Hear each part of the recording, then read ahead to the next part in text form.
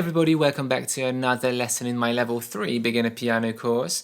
In this video we're going to learn Purcell's Air in D minor, Z.T676. Don't forget to subscribe if you haven't already done so, and if you like what you see, give this video a thumbs up. Also, I offer online piano lessons. If you're looking for one, there's going to be information below, and links to the book are going to be in the description too. So this piece is a proper Baroque era piece, and it is in the key of D minor, since this chapter is all about D minor, and I really wanted to add something Baroque to work on independence of the hands, independence of the melodies, and just something different where the left hand is not really just doing an accompaniment pattern. This beautiful piece in D minor is quite a challenge notes-wise, and also we have quite a few held notes which make the left hand even more challenging. What you should do with a piece like this is learn it really well hands separately before you try it together, and really make sense of the hands separately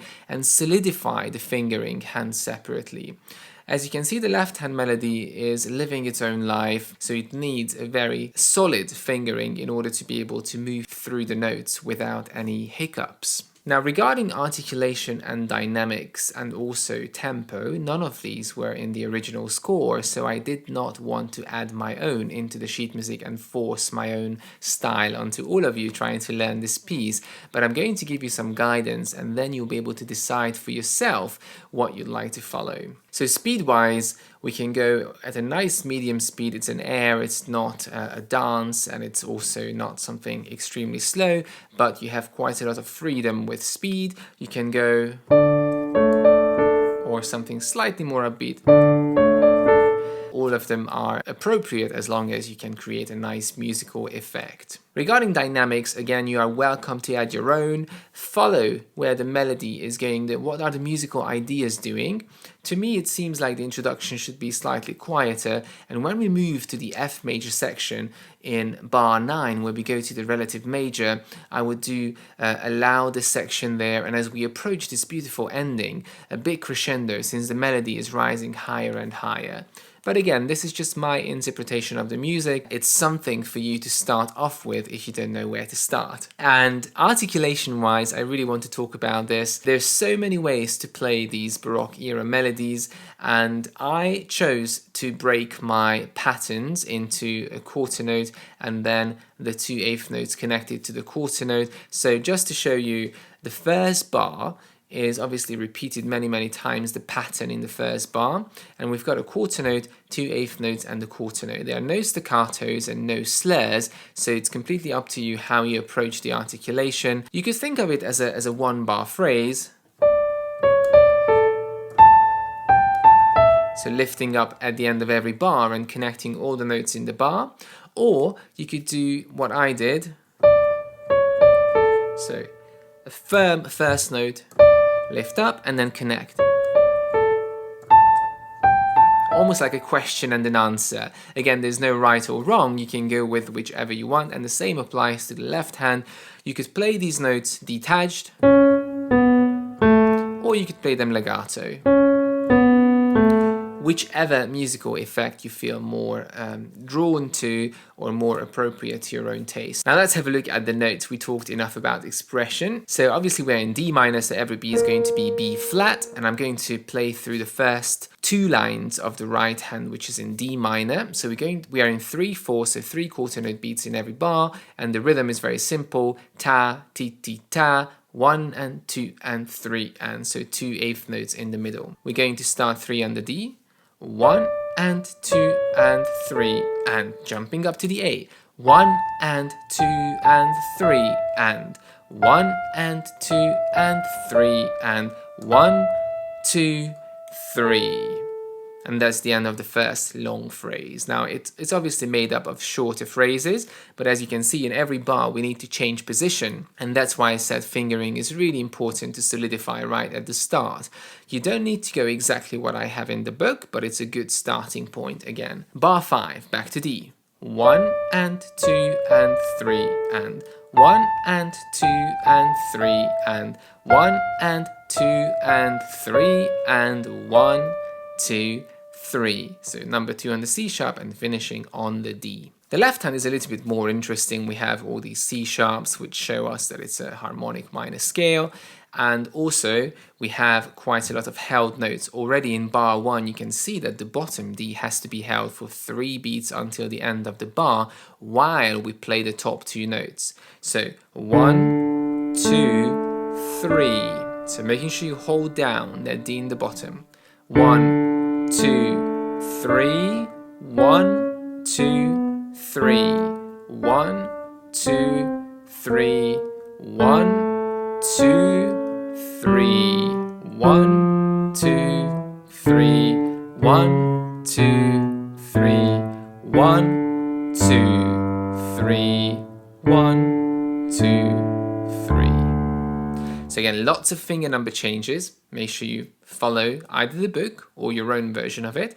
And when you have these half notes or minims, in bar 4 we have this A held, going to the C sharp, holding the A, and then G and release. 1, 2, release. And the same happens in bar 7 on the D. 1, 2, release. And hold, hands together. 1 and 2 and 3 and 1 and 2 and 3 and 1 and 2 and 3 and 1 and 2 and 3 and 1 and 2 and 3 and 1 and 2 and 3 and 1 and 2 and 3 and 1 2 and 3 and. Let's go on to the second section where it goes into F major. So right hand starting number 3 on the F, 1 and 2 and 3 and C, B flat, F, 1 and 2 and 3 and 1, 2, 3, 1 and 2 and 3 and 1 and 2 and 3 and 1 and 2 and 3 and 1, 2, 3. So the same pattern carries on all the way through with just different, slightly different melodies. Left hand starting on the F, we have the same held half dotted half note. 1, 2, 3, 1, hold, release. 1, hold, hold. 1, hold, release. 1, 2, 3. 1, 2, 3. 1, 2, hold. 1, hold, hold. Now let's put it together. We're going to go a bit louder here in the brighter major section. 1, 2, 3. 1, 2, 3. 1, 2, 3, and now big crescendo. 1, and this should be the loudest part.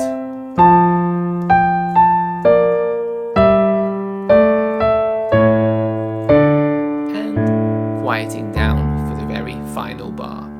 In the performance at the start of the video, I did a little trill at the end on that C sharp, which you can do at many cadential points in Baroque music, but we learned about the trill in the previous chapter. So what we're going to do is bars 15 and 16, 4 on the E, 1 and 2 and a double trill. So D, C sharp and D.